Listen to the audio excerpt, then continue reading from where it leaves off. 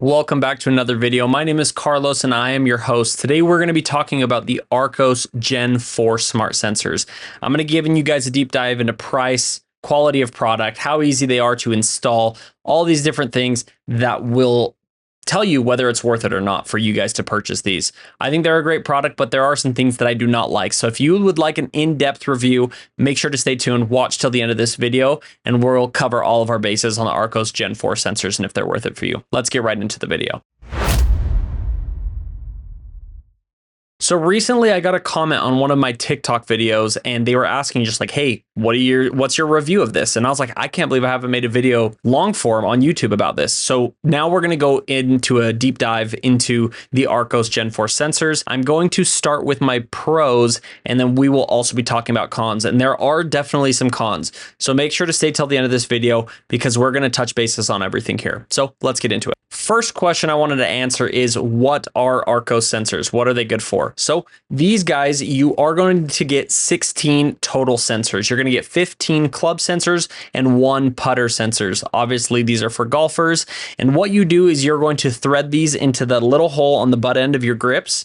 You're going to put the sensors into each and every single one of your clubs. This is how the app identifies and knows which club you're hitting. And so this is going to allow you to get yardages, what the best club selection is out on the golf course, and it's going to give you a very in-depth, data-driven way of being able to tell what club you should be playing and hopefully helping you in your golf game. So let's get into pricing. Right now for a box of these sensors, again, 16 of them, 15 club sensors, 1 putter sensor. In September 2025 is when we're recording this video. It is currently $199. Usually the retail cost on it is about $250. Right now they are on sale for $199. And then there is a subscription on top of it to make them work at all. So one thing is people will think like, okay, I bought it. Can I use it even without a subscription? No, it's a hard cutoff. You need to have the subscription, which is $200 a year. Have to pay it all up front. You can't do a monthly plan on it. You need to have the $200 subscription a year to make these sensors work at all, or else it's just a dud and they're just going to sit in the back end of your clubs and they can't do anything. So keep that in mind. Is this something that you are willing to pay over every single year that you have these sensors? Keep that in mind. So now that we got pricing out of the way and now we can look into a few things, let's start with some of my pros. The first thing that I'm going to put in my pro list is digestible data. I think Arccos does a very good job, and I think this is something that it holds above its other competitors. Yes, there are other competitors like ShotScope that do have a app and have the whole club sensors and everything, but I think their interface is a little bit cleaner. I think they've been doing it a little bit longer and they've refined their product and their application that you use these sensors with. And so I think that they did a really good job as far as just the interface and the data and how digestible it is.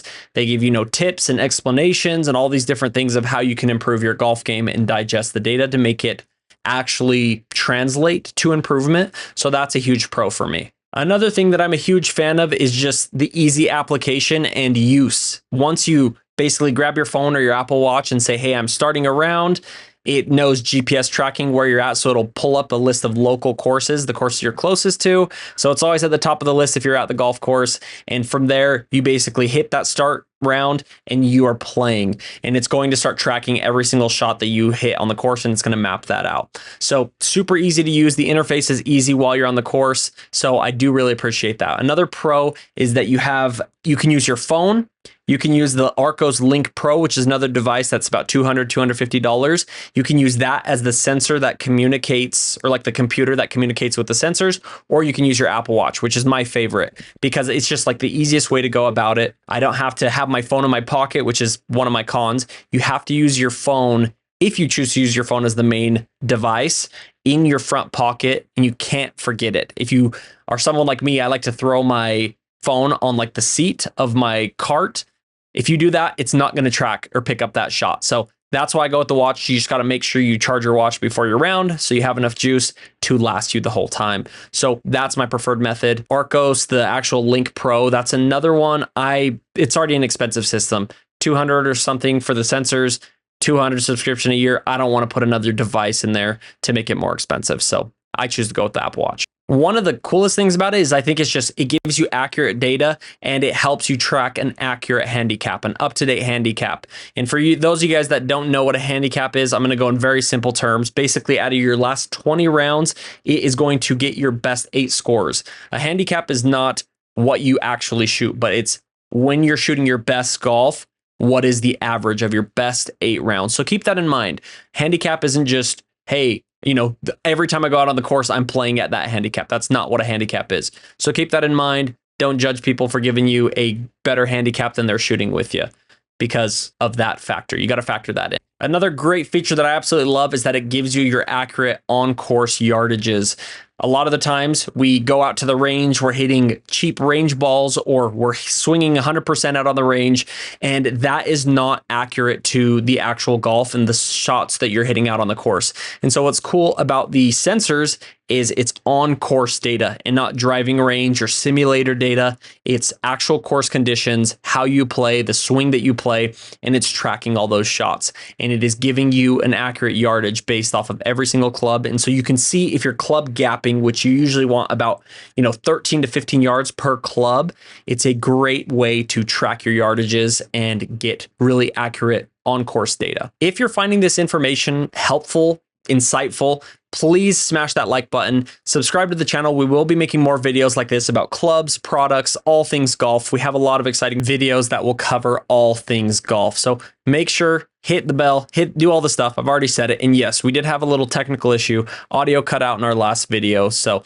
we had to start it over. But now let's get into our cons. All right, so the first con, what I believe to be a major con, is the subscription model. I feel like every business nowadays is going to a subscription model, and Arccos is no exception. They're right there with the rest of them. You have to buy the sensors, like I've talked about, but $200 a year, it's a hard cutoff. If you don't pay that $200 a year, these sensors do not work at all. So keep that in mind and factor that into your budget if you choose to go the Arccos route. You will need the $200 a year. There are some other competitors that go with different models, right? That they don't make you have to have the subscription model. You buy the sensors once and you're good to go. ShotScope being one, there's probably some other ones out there. So keep that in mind, do that research. If you want this type of technology, but you don't want to do the reoccurring payments, consider that. Another big one for me, and everyone's going to struggle with this guy, is the putting and around the green. That is something that they just struggle with. And so keep that in mind. Basically, what happens is, you're walking into a green with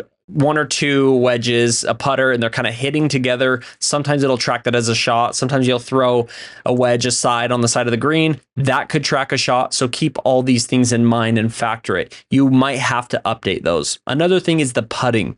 When it comes to pin location, it struggles with this. Basically, you have like your watch, or if you have the Link Pro, there's a little button for you to set the pin location. So you can stand right up next to the pin, hit it on your watch, hit it on the Link Pro. And then from there on out, every other person that's playing Arccos for that day will see your set pin location. They can still update it if you were a little bit inaccurate or were a little lazy and just kind of drug it on there on the phone app. So that is something that you have to consider. Sometimes it will be egregiously off and like it'll say it's a front pin location because you walked by that, but it's actually a back pin. And so that's something to factor in. Like you have to kind of update that for it to track and do a little bit better.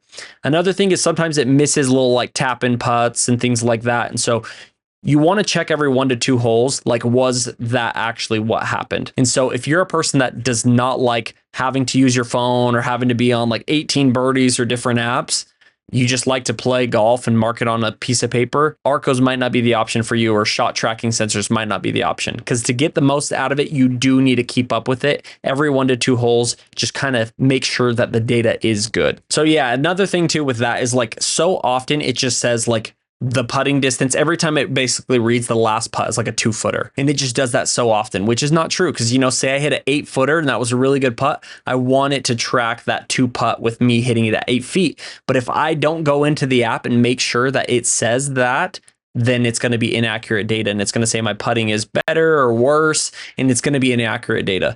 So that is something to keep in mind. Make sure to look at those putts and make sure to update to give it, even within a decent parameter, right? If you feel like it was a 10 footer, even though it was 11 feet or 8 feet, try to get it at least a little bit more accurate so that you can actually get good data. My next con is if you are using your phone as the main device that's communicating with the sensors, you can't use speakers. Basically, what happens is the second you connect your phone as the main device, it needs to use like the microphone on your phone and things like that to communicate with the sensors and be able to hear the sound of a ball being hit and all these different things. And so what I will do sometimes is I'll forget to charge my watch. And if I don't charge the watch, it will start to die. And then the app on my phone says like, hey, you need to switch over. Your watch is about to die. And the second I do that, my Bluetooth speakers, I have like the Bluetooth pairing speakers, I can't use them anymore. So somebody else has to connect or I'm out of luck. I got to put the speakers away. It doesn't work anymore. It's fine. It's not the greatest. And the other thing too is like, I don't like to play with anything in my pockets. And so I grab my phone and I always leave it on my golf cart seat, like the bench. And you can't do that if you're using your phone as the sensor. The phone has to be in your pocket or else it won't be able to track the shots. And so I've had to switch over, and sometimes I'm sitting there in like the middle of a round and I fall into my habit of leaving my phone on the cart, and then I hit the shot and then I'm like, oh shoot, I have to go in and now I have to hit add shot, try to give it an estimate of where it was at and track those shots. So keep that in mind. Have the discipline if you choose to use the watch to actually give yourself a full charge on your watch to make sure it'll last you the full round. Or you could go with the Link Pro. I just don't want to pay the money, but that is a great option if you just want accurate data and you want to be as hands-off as possible.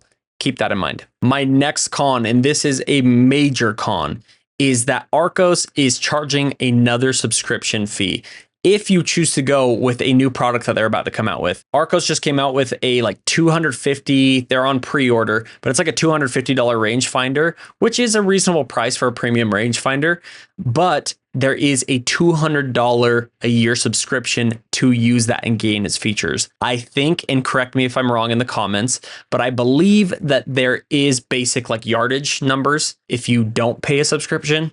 But if you do not have that $200 a year subscription, you basically lose all the added features that make it a quality rangefinder. You won't get like the front, back, center locations. You won't get the club suggestions that are already sitting there on your Arccos app because you pay for the subscription with the sensors. All that data basically gets stripped down and you get a dumbed down version of the rangefinder. So to have these sensors as well as their rangefinder, you need to be paying $400 a year, which I think is absurd and just ridiculous. You already have the sensors. You're already in their subscription model. Why would they not just give that as a feature? But who am I? Arccos wants to make their money. I think that's egregious and that's way too much. $400 for a rangefinder and club sensors, that's pretty ridiculous. So I will not be going with their rangefinder. I was very upset with this. I was excited and was thinking that I could get this rangefinder and have it be part of their ecosystem, but no, they want $400 a year out of me, and that's not happening. So that's a major bummer. That was very frustrating. But yeah, overall, is it worth it? I have found value in it, and I really like the information and the data that Arccos is giving me. I do understand how that is steep for a lot of people. And in an already expensive sport, I can see why people wouldn't want to be spending that much more money on anything else. Course fees are already expensive. If you have a membership, it's expensive. Golf clubs, equipment, balls, I get it. It's not for everybody. But if you still would like to get the value out of this data, there are other options. So do your research, see what ones do not have subscriptions. And there are like the Shot Scope Connects, I believe is what they're called.